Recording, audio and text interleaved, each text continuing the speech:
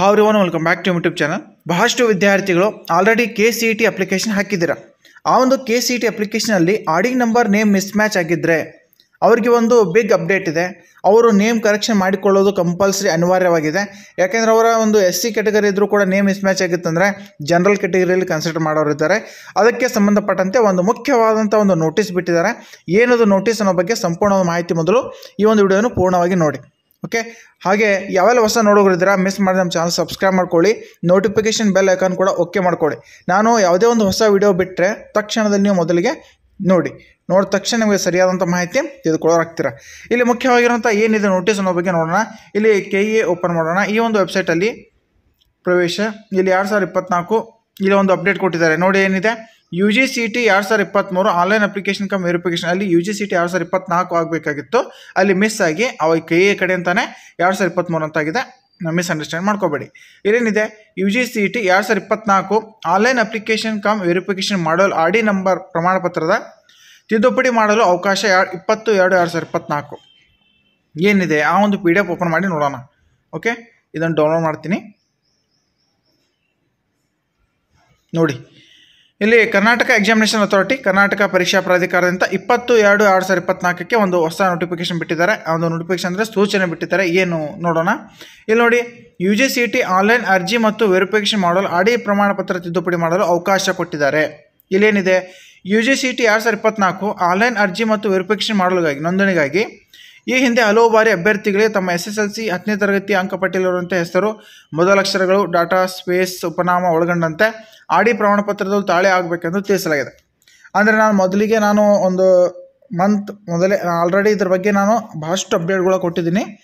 ಏನಂದರೆ, ನಿಮ್ಮ ಒಂದು ಕಾಸ್ಟ್ ಇನ್ಕಮ್ನಲ್ಲಿ ಹೆಸರು, ನಿಮ್ಮ 10th ಮಾರ್ಕ್ಸ್ ಕಾರ್ಡ್ನಲ್ಲಿ ಯಾವ ರೀತಿ ಹೆಸರಿದೆ ಅದೇ ರೀತಿ ನಿಮ್ಮ ಕಾಸ್ಟ್ ಇನ್ಕಮಲ್ಲೂ ಕೂಡ ಹೆಸರು ಇರಬೇಕು.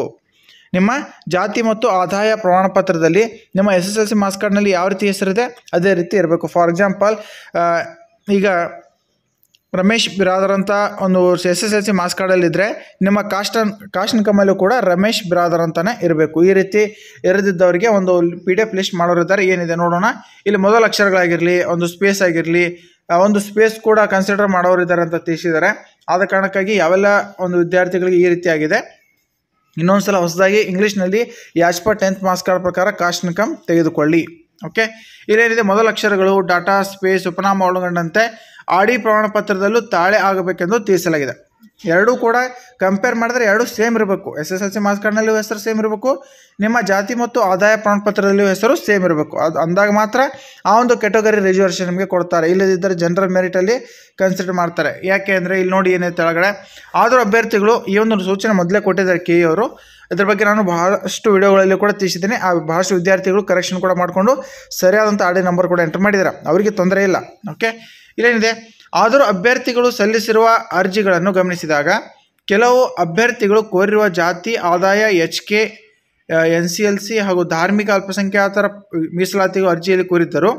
ಅವರು ನಮೂದಿಸಿರುವ ಆಡಿ ಸಂಖ್ಯೆಯಲ್ಲಿರುವ ಹೆಸರು ತಾಳೆಯಾಗದ ಸಾಮಾನ್ಯ ವರ್ಗದಡಿ ಪರಿಗಣಿಸಲಾಗುತ್ತೆ. ಒಂದು ವೇಳೆ ನೀವು ಆಲ್ರೆಡಿ ಅಪ್ಲಿಕೇಶನ್ ಹಾಕಿದರೆ ಅದರಲ್ಲಿ ಅಕ್ಸೆಪ್ಟ್ ಬಂದಿದ್ದರೂ ಕೂಡ ಅಲ್ಲಿ ನೇಮ್ ಮಿಸ್ ಮ್ಯಾಚ್ ಆಗಿತ್ತು, ಭಾಳಷ್ಟು ಕರೆಕ್ಷನ್ ಆಗಬೇಕಾಗಿತ್ತು. ನೇಮ್ ಫಾರ್ ಎಕ್ಸಾಂಪಲ್, ಇಲ್ಲಿ ನೇಮ್ ರಮೇಶ್ ಬಿರಾದರ್ ಅನ್ನೋ ಬದಲಿ ಅಲ್ಲಿ ರಮೇಶ್ ಮಲ್ಲಪ್ಪ ಬಿರಾದರ್ ಸರ್ ನೇಮ್ ಅಥವಾ ತಂದೆ ಹೆಸರು ಸೇರ್ಪಡೆ ಆಗಿತ್ತು. ಈ ರೀತಿ ಏನಾದರೂ ಭಾಳಷ್ಟು ಮಿಸ್ಟೇಕ್ ಆಗಿದ್ದರೆ ನೇಮ್ ಮಿಸ್ ಮ್ಯಾಚ್ ಆಗೋದಿಲ್ಲ. ಅಲ್ಲಿ ನೇಮಲ್ಲಿ ಮ್ಯಾಚ್ ಆಗೋದಿಲ್ಲ. ಆವಾಗ ನೇಮ್ ಮಿಸ್ ಮ್ಯಾಚ್ ಆಗುತ್ತೆ. ಆವಾಗ ಏನು ಮಾಡ್ತಾರೆ, ಆಡಿ ನಂಬರ್ ಒಂದು ತಿದ್ದುಪಡಿಗೆ ಅವಕಾಶ ಕೊಡ್ತಾರೆ. ಇಲ್ಲೇನಿದೆ, ಅವರು ಕೋರಿದ್ದರು, ಅವರು ನಮೂದಿಸಿರುವ ಆಡಿ ಸಂಖ್ಯೆಯಲ್ಲಿರುವ ಹೆಸರು ತಾಳೆಯಾಗದೆ ಸಾಮಾನ್ಯ ವರ್ಗದಡಿ ಆಗಬೇಕಾಗತ್ತೆ. ಅಂದರೆ ಅದರಲ್ಲಿ ನೇಮ್ ಮಿಸ್ ಮ್ಯಾಚ್ ಬಂದರೆ ಆ ಒಂದು ಕ್ಯಾಟಗರಿ ರಿಸರ್ವೇಷನ್ ಬಿಟ್ಟು ನಾವು ಸಾಮಾನ್ಯ, ಅಂದರೆ KEAದವರು ಹೇಳ್ತಾರೆ ಸಾಮಾನ್ಯ ವರ್ಗದಡಿ ಜನರಲ್ ಮೆರಿಟಲ್ಲಿ ಕನ್ಸಿಡರ್ ಮಾಡಬೇಕಾಗತ್ತೆ ಅಂತ. ಆದ ಕಾರಣ ಈ ಒಂದು KEA ಇಂಥ ಅಭ್ಯರ್ಥಿಗಳ ಪಟ್ಟಿಯನ್ನು KEA ವೆಬ್ಸೈಟಲ್ಲಿ ದಿನಾಂಕ 28 ಓಕೆ, ದಿನಾಂಕ 28/2/2024 ಪ್ರಕಟಿಸಲಾಗುವುದು. ಇದರಲ್ಲಿ ಯಾವೆಲ್ಲ ವಿದ್ಯಾರ್ಥಿಗಳ ನೇಮ್ ಮಿಸ್ ಮ್ಯಾಚ್ ಆಗಿದೆ, ಯಾರು ಕರೆಕ್ಷನ್ ಮಾಡ್ಕೊಳ್ಬೇಕು, ಯಾರಿಗೆ ಆಡಿ ನಂಬರ್ ಸರಿಯಾಗಿ ಎಂಟರ್ ಮಾಡಬೇಕು ಅನ್ನೋ ಬಗ್ಗೆ ಒಂದು PDF ಬಿಡ್ತಾರೆ. ಯಾವಾಗ 28/2/2024 ಒಂದು PDF ಬಿಟ್ಟ ತಕ್ಷಣ ಅವಾಗ ನೀವು ಹೆಸರು ತಿದ್ದುಪಡಿ ಮಾಡಿಕೊಳ್ಳಲೇಬೇಕಾಗತ್ತೆ. ಪಟ್ಟಿಯಲ್ಲಿ ಹೆಸರು ಇರುವ ಅಭ್ಯರ್ಥಿಗಳು ಆಡಿ ಪ್ರಮಾಣ ಪತ್ರದಲ್ಲಿ ತಮ್ಮ ಹೆಸರನ್ನು ಸರಿಪಡಿಸಿಕೊಳ್ಳಲು ತಿಳಿಸಿದೆ.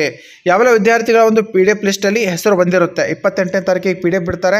ಆ ಒಂದು ಲಿಸ್ಟಲ್ಲಿ ನಿಮ್ಮ ಹೆಸರು ಬಂದರೆ ಕಂಪಲ್ಸರಿಯಾಗಿ ನೀವು ತಿದ್ದುಪಡಿ ಮಾಡ್ಕೋಬೇಕು. ತಿದ್ದುಪಡಿ ಮಾಡಲು ಅವಕಾಶ ಕೂಡ ಕೊಟ್ಟಿದ್ದಾರೆ. ಎಷ್ಟಿದೆ ಇಲ್ಲಿ ತೆಳಗೆ ನೋಡಿ. ಅಭ್ಯರ್ಥಿಗಳು ತಮ್ಮ ಹೆಸರನ್ನು ತಿದ್ದುಪಡಿ ಮಾಡಿ ಸರಿಯಾದ ಆಡಿ ನಂಬರ್ ಪ್ರಮಾಣಪತ್ರವನ್ನು ಅಪ್ಲೋಡ್ ಮಾಡಲು ದಿನಾಂಕ 1/4/2024 15/4/2024 KEA ವೆಬ್ಸೈಟ್ನಲ್ಲಿ ಇಂಟರ್ಫೇಸನ್ನು ನೀಡಲಾಗುತ್ತೆ. ಅಂದರೆ ಮತ್ತೆ ನೀವು ಲಾಗಿನ್ ಮಾಡಿ ಆಡಿ ನಂಬರ್ ಕರೆಕ್ಷನ್ ಮಾಡಿಕೊಳ್ಳಲು ಒಂದು ಅವಕಾಶ ಕೊಡ್ತಾರೆ. ಓನ್ಲಿ ಫಾರ್ ಆಡಿ ನಂಬರ್ ಕರೆಕ್ಷನ್ ಸಲುವಾಗಿ ಅವಕಾಶ ಕೊಡ್ತಾರೆ. ಯಾವೆಲ್ಲ ವಿದ್ಯಾರ್ಥಿಗಳ ಹೆಸರು ಆ ಒಂದು ಮಿಸ್ ಮ್ಯಾಚ್ PDF ಅಲ್ಲಿ ಬಂದಿರುತ್ತೆ ಅವರಿಗೆ ಮಾತ್ರ. ಆ ವೇಳೆಯಲ್ಲಿ ನಿಮಗೆ ಇನ್ನೊಂದು ವಿಡಿಯೋ ಮಾಡಿ ತಿಳಿಸ್ತೀನಿ, ಯಾವ ರೀತಿ ನೀವು ಎಂಟರ್ ಮಾಡಬೇಕು, ಯಾವ ರೀತಿ ಆ ಒಂದು PDFನ ಡೌನ್ಲೋಡ್ ಮಾಡ್ಕೋಬೇಕು, ಚೆಕ್ ಮಾಡ್ಕೋಬೇಕು ಅನ್ನೋ ಬಗ್ಗೆ ಮುಂದಿನ ದಿನಗಳಲ್ಲಿ ತಿಳಿಸ್ತೀನಿ. 28ನೇ ತಾರೀಕಿಗೆ PDF ಬಿಟ್ಟರೆ ಅವಾಗ ತಿಳಿಸ್ತೀನಿ. ಈ ಒಂದು ಸೂಚನೆ ಪ್ರಕಾರ ಪಟ್ಟಿಯಲ್ಲಿ ಹೆಸರು ಇಲ್ಲದಿದ್ದರೂ ಅಭ್ಯರ್ಥಿಗಳು ತಾವು ಕೋರಿರುವ ಮೀಸಲಾತಿ ಅರ್ಜಿಯಲ್ಲಿ ನಮೂದಾಗಿದೆ ಎಂದು ಖಚಿತಪಡಿಸಿಕೊಳ್ಬೇಕಾಗತ್ತೆ. ನೀವು ಇಲ್ಲೇನಿದೆ ಪಟ್ಟಿಯಲ್ಲಿ ಹೆಸರು ಇಲ್ಲದಿದ್ದರೂ ಅಭ್ಯರ್ಥಿಗಳು ತಾವು ಕೋರಿರುವ ಮೀಸಲಾತಿ ಅರ್ಜಿಯಲ್ಲಿ ನಮೂದಾಗಿದೆ. ಅಂದರೆ ಫಾರ್ ಎಕ್ಸಾಂಪಲ್ ಅಲ್ಲಿ ಅಭ್ಯರ್ಥಿಗಳು 2A 2B 3A category 1 SC ST ಅಂತ ಎಂಟರ್ ಮಾಡಿರ್ತಾರೆ. ಅದು ನಿಮ್ಮ ಅರ್ಜಿಯಲ್ಲಿ ಎಂಟರ್ ಆಗಿದೆ ಇಲ್ಲ ಅನ್ನೋ ಬಗ್ಗೆ ಒಂದ್ಸಲ ಚೆಕ್ ಮಾಡ್ಕೊಳ್ಳಿ ಅಂತ ತಿಳಿಸಿದ್ದಾರೆ. ಅದರಂತೆ 28ನೇ ತಾರೀಕಿಗೆ 28/2/2024 ಒಂದು PDF ಬಿಟ್ಟ ತಕ್ಷಣ ಯಾವ ರೀತಿ ಡೌನ್ಲೋಡ್ ಮಾಡ್ಕೋಬೇಕು, ಏನಿಲ್ಲ, ಯಾವ ರೀತಿ ಚೆಕ್ ಮಾಡ್ಕೋಬೇಕು ಎಲ್ಲವನ್ನು ನಾನು ಇನ್ನೊಂದು ಸಲ ತಿಳಿಸ್ತೇನೆ. ಯಾವ ರೀತಿ ಆಡಿ ನಂಬರ್ ಎಂಟರ್ ಮಾಡ್ಕೋಬೇಕು ಅನ್ನೋದು ಕೂಡ ತಿಳಿಸ್ತೇನೆ. ಆ ಒಂದು ವೇಳೆಯಲ್ಲಿ ನೀವು ಸರಿಯಾಗಿ ಮಾಹಿತಿಯನ್ನು ತಿಳ್ಕೊಳಾಗ್ತೀರಾ. ಯಾವೆಲ್ಲ ಹೊಸ ನೋಡೋರಿದ್ದೀರಾ ಮಿಸ್ ಮಾಡಿದ ನಮ್ಮ ಚಾನಲ್ ಸಬ್ಸ್ಕ್ರೈಬ್ ಮಾಡ್ಕೊಳ್ಳಿ. ಹಾಗೂ ಸೈಡಲ್ಲೇ ಬೆಲ್ ಐಕಾನ್ ಕ್ಲಿಕ್ ಮಾಡಿ ಆಲ್ ನೋಟಿಫಿಕೇಶನ್ ಅಂತ ಓಕೆ ಮಾಡ್ಕೊಳ್ಳಿ. ನಾನು ಹೊಸ ವಿಡಿಯೋಗಳು ಬಿಟ್ಟ ತಕ್ಷಣ ಮೊದಲಿಗೆ ಆದಷ್ಟು ಬೇಗನೆ ಆ ಒಂದು ವಿಡಿಯೋನ ಪೂರ್ಣವಾಗಿ ನೋಡಿ ಸರಿಯಾದಂಥ ಮಾಹಿತಿ ತೆಗೆದುಕೊಂಡು ನೀವು ಕೂಡ ಅಪ್ಡೇಟ್ ಮಾಡಿಕೊಳ್ಳೋರಾಗ್ತೀರಾ. ಓಕೆ, ಈ ಒಂದು ಮಾಹಿತಿಯನ್ನು ಪ್ರತಿಯೊಬ್ಬ ನಿಮ್ಮ ಎಲ್ಲ ಫ್ರೆಂಡ್ಸ್ ಸರ್ಕಲಲ್ಲೂ ಕೂಡ ಶೇರ್ ಮಾಡಿ. ಧನ್ಯವಾದಗಳು.